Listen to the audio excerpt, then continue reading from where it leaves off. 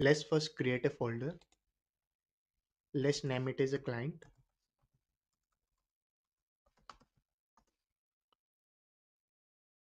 Go inside the folder and create a new Python notebook there. We'll rename it as a vector formation. Now let's first download some libraries. Let's create a new terminal.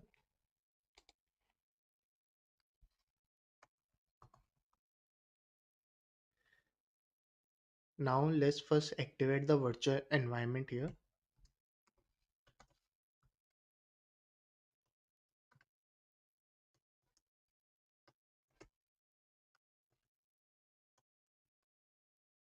And activate.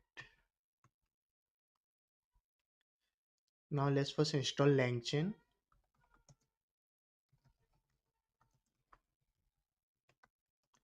LangChain community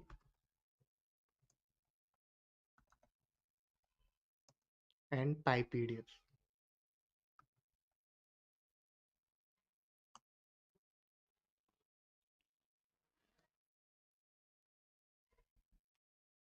So it successfully installed.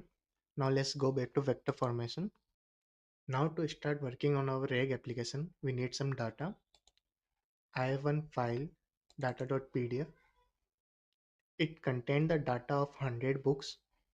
For each book, it have name, genre, year of publish, and the author name. So the extension of this file is .pdf. So we need a PyPDF loader to load the data from this PDF. Let's first copy the data file in our client folder. So to load the data from this data.pdf, we will be using PyPDF loader. You will import this from LangChain community document loader, import PyPDF loader. So this is especially for PDF. If you have a file with different extension, go to a browser, search LangChain, go to their official website, go to the LangChain documentation, go to integration, click on document loaders. Here you can find loaders for web pages, for PDF, for cloud, for social platform, and for many more. You can check them as you need. So let's go back to our vector format.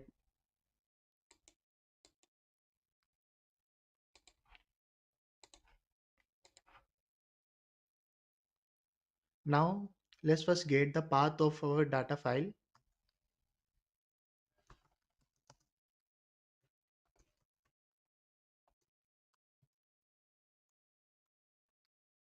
Now let's define loader, which we will use for loading this PDF, loading the data from this PDF.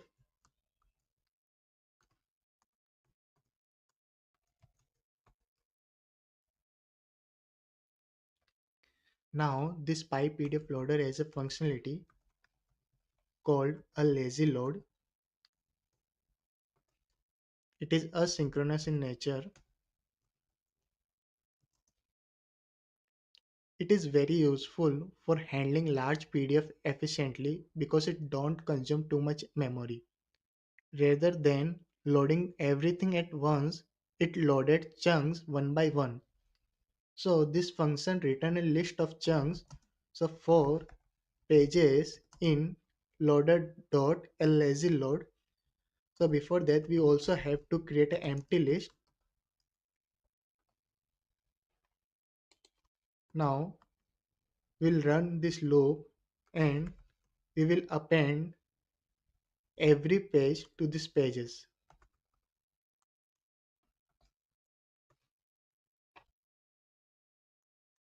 Now if we check for pages and if we run this, it successfully loaded the data from the data.pdf with some metadata. Now, as we are done with the loading of the data, we will now move towards the next step, which is to divide this data into smaller chunks. And to do that, we are going to use recursive character text splitter.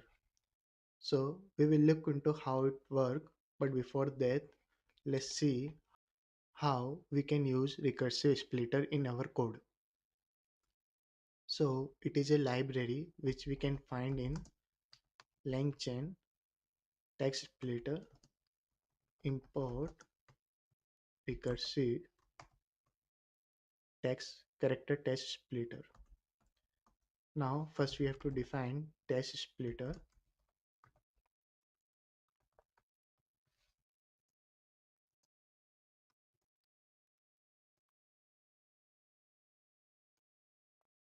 In this we have to provide two parameters. First one is chunk size.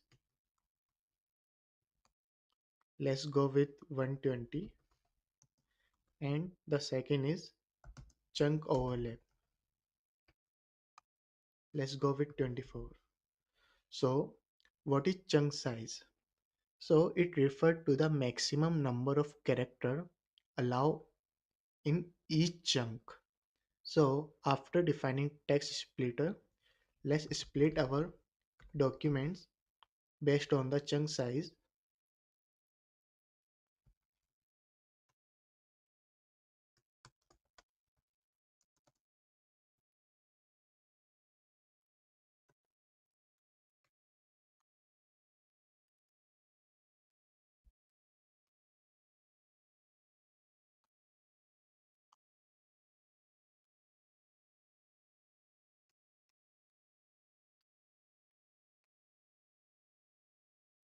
As we can see, it successfully splitted the document into smaller chunks with the chunk size of 120. Let's see how recursive character text splitter actually work. So in recursive splitter, we have four levels of splitting: primary split, secondary split, tertiary split, and final split.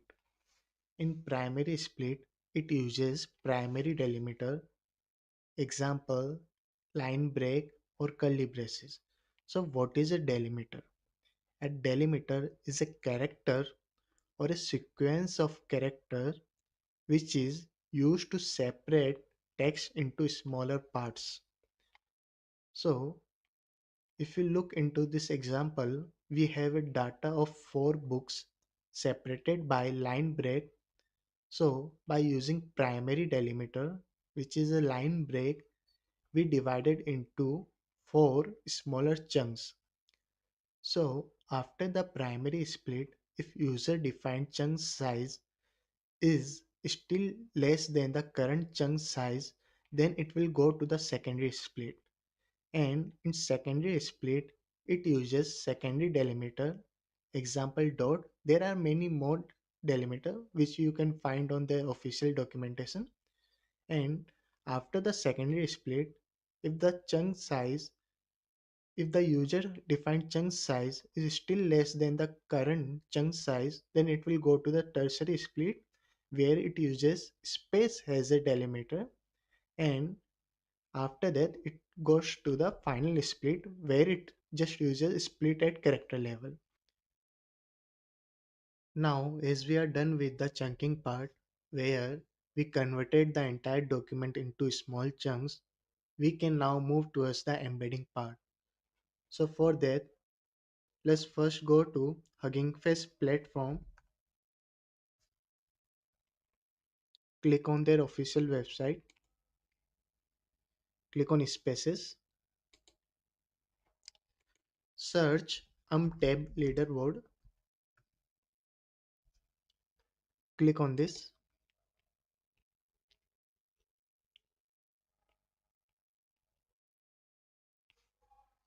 It will take some time to load. Here you can find the ranking of all public model and on which language they are trained on: English, Chinese, French, Polish, Russian, and how they perform on different matrices. And we are also provided with the max tokens of each embedding model. In our case, the embedding model which we are using is by BZ.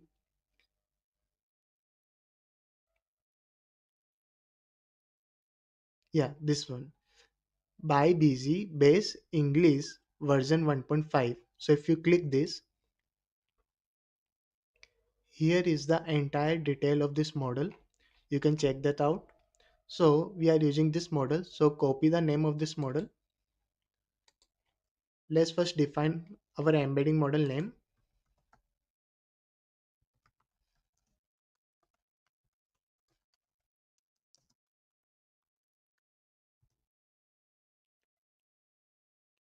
Now to use this model, we have to first import Hugging Face embedding from LangChain community. So from LangChain community, embedding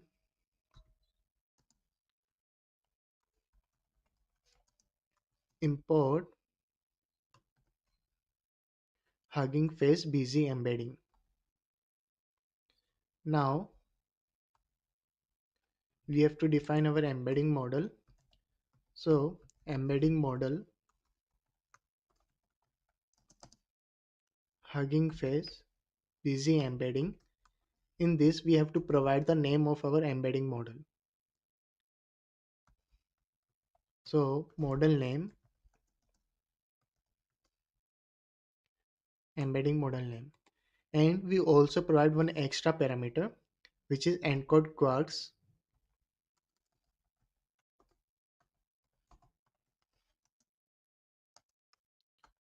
In this we will provide normalize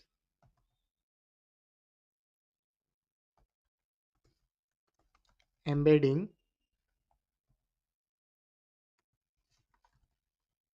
to true.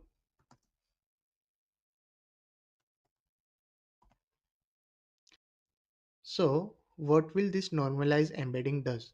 It will tell model to use cosine similarity to convert the characteristic data into vector format. So we have to also provide this parameter in our embedding model.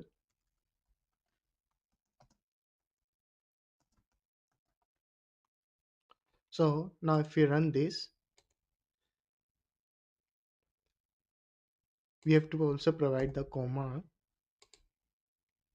Now we are getting one error in which we have to first install sentence transformer to use this.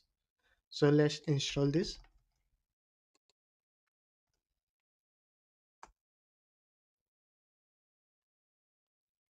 It will take some time.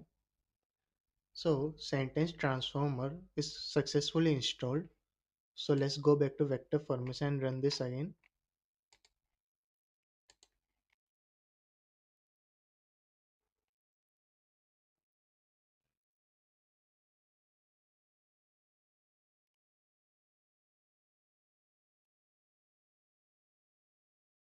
So it will take some time because it's downloading that entire BG based model locally.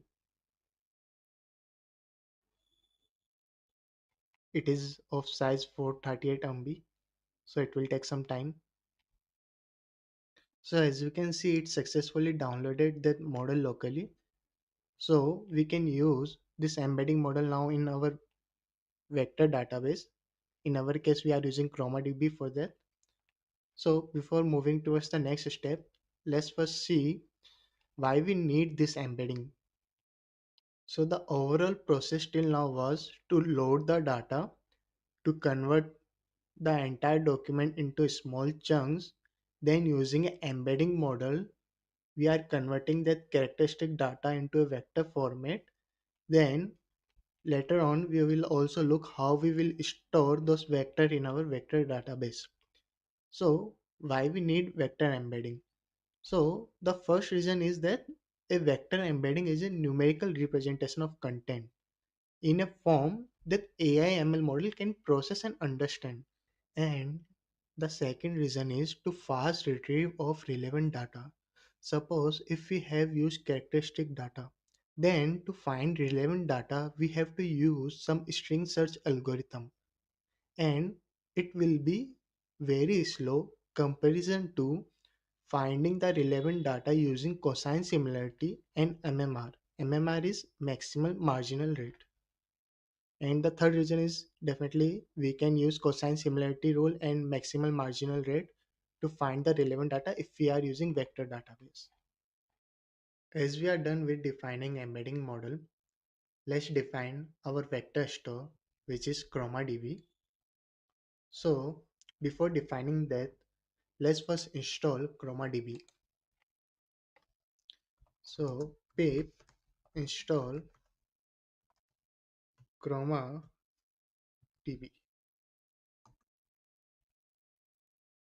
If you are also getting this error while installing ChromaDB in your system, then you have to first install Visual CPP build tools. And to do that, let's first go to this website. Here we have to first install this build tools.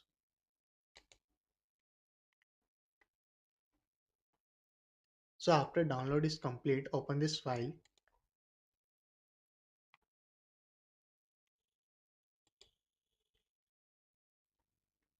It will install Visual Studio for us.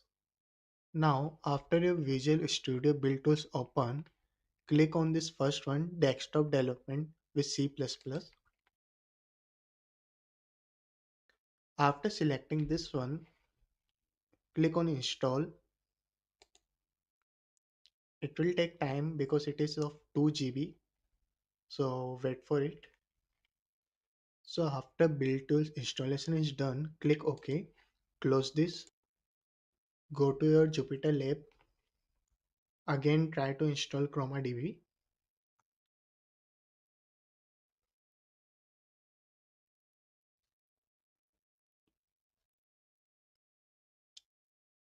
So as we can see, after installing Visual Studio build tools for C++, we can successfully install ChromaDB.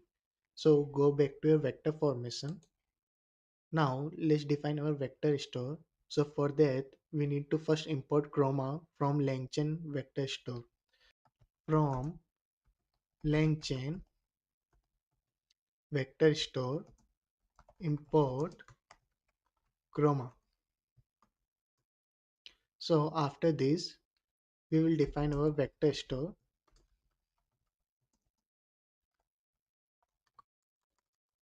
Chroma from documents. In this, we have to provide three fields. The first one is document. In our case, it is splitted pages. Then the embedding,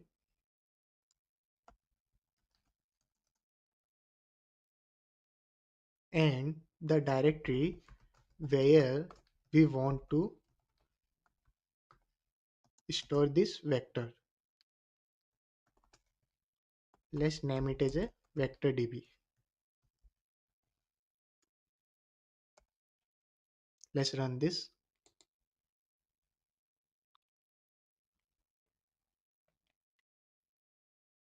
It will take some time.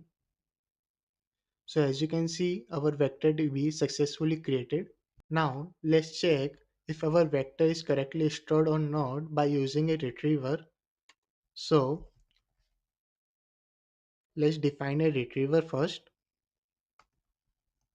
So retriever vector store dot as retriever.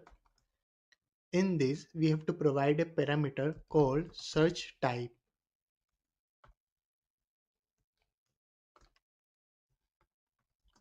And here we will provide MMR, maximal marginal rate.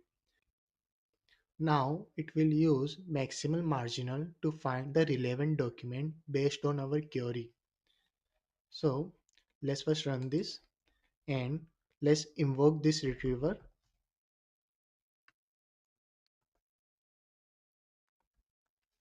With the query.